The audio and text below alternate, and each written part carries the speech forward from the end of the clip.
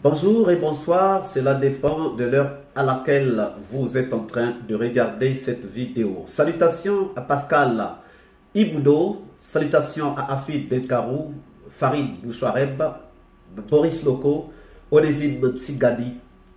Bonjour et bonsoir, cela dépend donc de l'heure à laquelle vous regardez cette vidéo dans laquelle nous allons vous démontrer pourquoi nous soutenons Touba. En réponse à une question qui nous a été posée, pourquoi nous soutenons Touba. Nous vous rappelons que nos analyses ne sont pas une parole d'évangile, mais que nous les soumettons au choc des idées, car du choc des idées jaillit la lumière. Voilà pourquoi nous respectons les avis contraires aux nôtres, pourvu que cela se fasse avec courtoisie envers nous qui vous offrons notre espace pour vous exprimer librement et sans contrainte aucune si vous êtes l'un de nos contradicteurs. D'abord, qui est Touba? De son vrai nom, Aboubakar Sidiki Diakité, Touba est médecin cardiologue, karatéka 5 Dan, champion de Guinée, qui a été incorporé dans l'armée et qui, au grade de sergent, sera approché par Dadis Camara, directeur des approvisionnements de carburant de toute l'armée guinéenne, pour les soutenir dans un projet de prise de pouvoir. Oui, en ce temps-là, il y a un président en Guinée qui s'appelle Lansana Conté, mais qui est très malade et ses jours ne sont qu'à compter. Touba est donc d'accord avec Dadis Camara pourvu que cela ne se fasse pas par un coup d'État. Cela se fera comme prévu car Lansana Conté va mourir et le capitaine Dadis Camara prendra le pouvoir, Touba devenant donc son garde du corps. Le 28 septembre 2009, une manifestation de l'opposition contre la potentielle candidature de Dadis Camara aux présidentielles à venir est réprimée par la junte militaire au pouvoir. Pour trouver un bouc émissaire, Dadis s'est choisi Touba, qui n'est pas de sa région et qui semble désormais être écarté des caciques de la junte au pouvoir et aussi qui semble être contre la politique menée par Dadis Camara qui aurait mis des gens autour de lui, autour de Touba, pour le filer dans ses activités, ses conversations téléphoniques. Heureusement pour lui, les agents de filature ne trouveront rien contre lui. Comme bouc émissaire, donc, Dadis a choisi Touba et cite le nom de Touba à la Cour pénale internationale qui vient d'effectuer une mission sur les événements du 28 septembre 2009. Le 3 décembre 2009, donc 3 décembre de la même année, alors que Touba vient de faire libérer des militaires arbitrairement arrêtés, le président Dadis Camara surgit et ça se passe mal. Car Touba va tirer une balle dans la tête ou sur la tête du président Camara avant de prendre la fuite pour un exil au Sénégal. Heureusement, Dadis n'est pas mort, mais cela va lui coûter son poste de président et va prendre l'exil pour le Burkina Faso. Entre-temps, Touba est extradé par les autorités sénégalaises pour participer au procès des événements du 28 septembre 2009 qui finalement ne commence que le 28 septembre 2022, soit 13 ans après. Un procès auquel l'ex-chef de la junte guinéenne Moussa Dadis Camara assistera aussi car il a quitté le Burkina Faso où il était en exil pour ce même procès des événements du 28 septembre 2009. Maintenant, pourquoi nous soutenons Touba? C'est ça la question. Nous allons vous donner quelques raisons qui nous font penser que Touba n'est qu'un bouc émissaire et que ces événements du 28 septembre n'ont pas été perpétrés par lui. Mais avant tout, nous vous rappelons que nos analyses ne sont pas une parole d'évangile, mais que nous les soumettons à la contradiction, au choc des idées, car du choc des idées jaillit la lumière. C'est pour cela que nous respectons les avis contraires aux nôtres, pourvu que cela se fasse avec courtoisie envers nous qui vous offrons notre espace si vous êtes un contradicteur. Quelles sont donc les raisons qui nous poussent à soutenir Touba? Dans son audition, nous avons vu un autre Touba que celui qu'on nous a montré, caricaturé par Dadis Camara et les médias.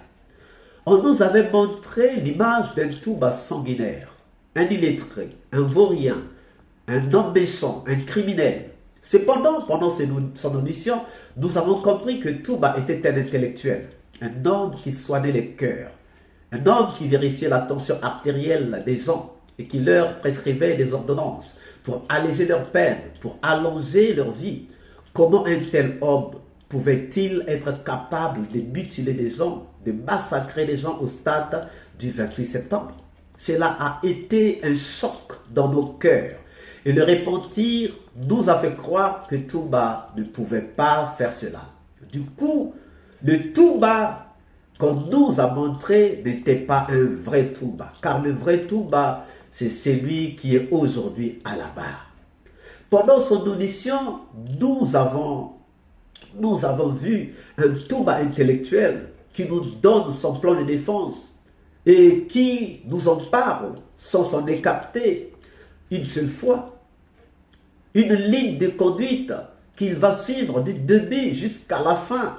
Une ligne de défense qu'il explique et qu'il va suivre du début jusqu'à la fin sans s'en écarter aucune fois. Chers amis, nous avons vu un Touba qui construit des jolies phrases. Bon à écouter. Un Touba qui a les mots justes et les verbes justes pour être conjugués avec justesse. Nous avons rencontré un Touba, pas comme un Touba comme le Touba qu'on nous avait montré. Nous avons trouvé un Touba serein, calme, confiant. Cette attitude ne peut être que, ou ces attitudes ne peuvent être que celles de quelqu'un qui est innocent. Deuxième point, Touba nous a parlé en toute franchise. Il nous a dit des vérités que nulle autre personne ne nous a dites. Il a parlé des choses qu'aucun d'autre accusé n'a évoquées. Il a reconnu des actes qu'il a perpétrés sans gêne, comme le cas de la mort de Makambo qu'il avait tué. Il a reconnu avoir tiré sur Dadis Camara. Il a reconnu un pacte nocturne qu'il a signé avec Dadis Camara devant un féticheur nommé Foromo. Il a reconnu boire de la bière alors qu'il est imam. Personne n'a été aussi sincère et franc que lui pendant les auditions, alors que le camp de ses adversaires ne s'est fait le luxe que de tout mettre sur lui. Nous avons vu un certain colonel Goubou, procureur militaire de son état, dire même à la barre qu'il est jaloux de Touba, parce que Touba a beaucoup profité du pouvoir, alors que lui n'a rien reçu. Alors que tous refusent tout. Il y a même le colonel Pivi, qui a même nié son enfant. On lui a posé la question de savoir s'il connaissait Verdi Pivi. Il a dit que non, alors que Verdi Pivi, c'est son enfant, son propre fils. Chers amis, pendant les auditions, nous avons vu un certain Marcel dire qu'il n'était pas au stade lors des événements du 28 septembre, alors qu'un de leurs, en l'occurrence le colonel Cheikh Boro, dit l'y avoir vu.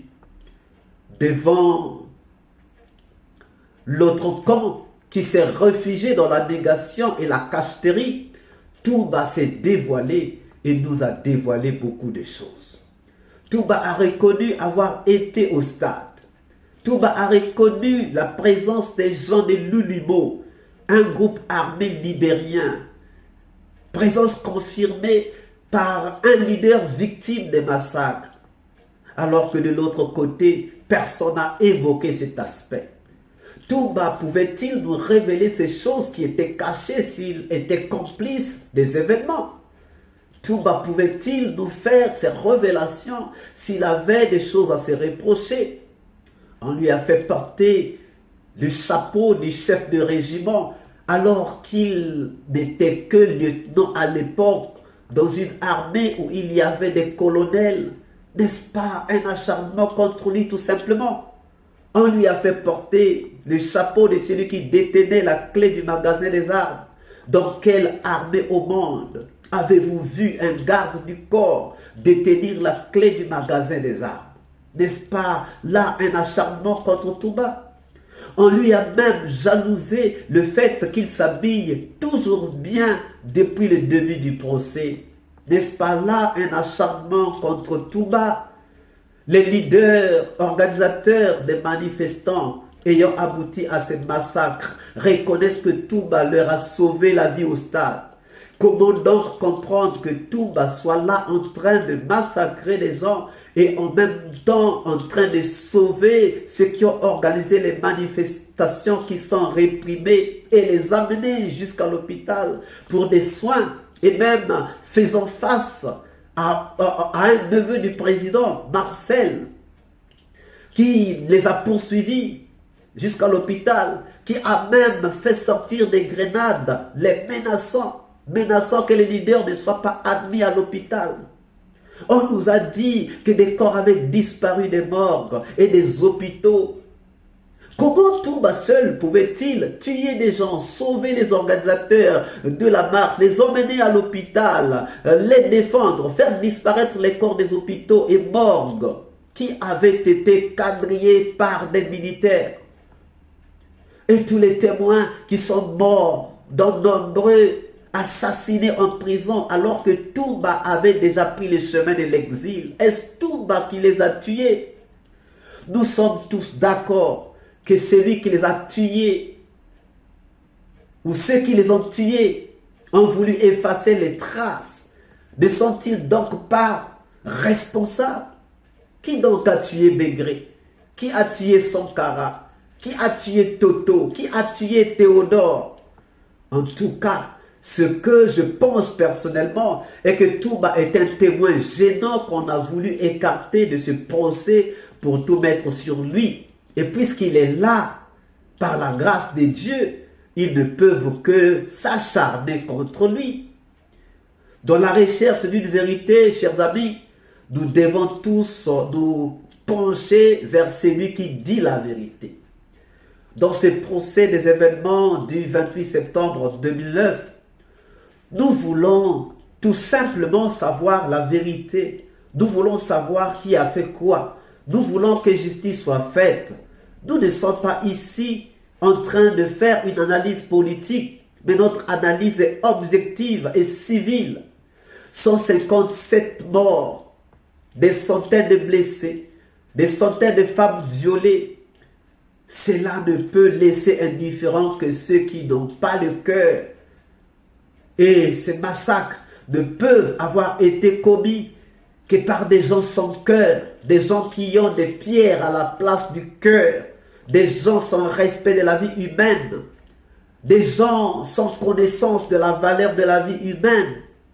Qu'est-ce que cela vous fait de voir M.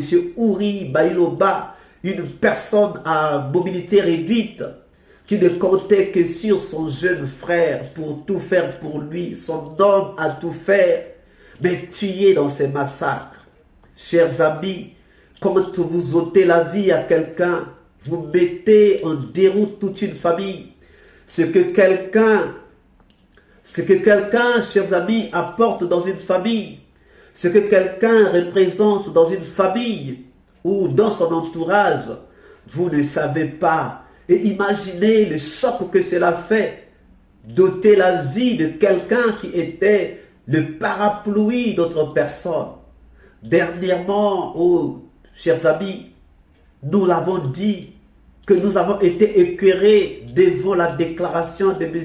Ouri Bailoba, qui était en train même de pleurer pendant son audition pour avoir perdu son petit frère qui faisait tout pour lui. Qu'est-ce que cela vous fait, chers amis? Qu'est-ce que cela vous fait? En tout cas, nous sommes du côté de la vérité. Nous ne pouvons pas être du côté de ceux qui cachent tout pour que la vérité ne soit pas dite. La Guinée a besoin d'une réconciliation. Mais la réconciliation n'aura pas de sens si les Guinéens ne se regardent pas les yeux dans les yeux et se dire la vérité. Le pardon n'a de sens que si l'on reconnaît les actes posés et aucune réconciliation ne peut se faire sans pardon. En tant que des gens voulant que la vérité jaillisse, nous avons choisi de soutenir Touba parce que nous sommes convaincus qu'il incarne la vérité dans ce procès des massacres du 28 septembre 2009. Si vous aussi, vous êtes convaincus que Touba dit la vérité, veuillez laisser des pouces bleus, Mais si vous pensez que Touba ne dit pas la vérité, vous êtes libre de vous exprimer en nous mettant dans les commentaires vos avis. Ne manquez pas de liker, partager dans vos groupes et pages et de laisser vos commentaires car vos commentaires nous inspirent aussi beaucoup. Si vous êtes nouveau, nous croyons que cette vidéo vous a plu et nous vous prions de bien vouloir vous abonner et de cliquer sur la cloche de notification afin de ne plus jamais rater nos publications. Chers amis, quant à moi pour ce soir, je vous dis ciao.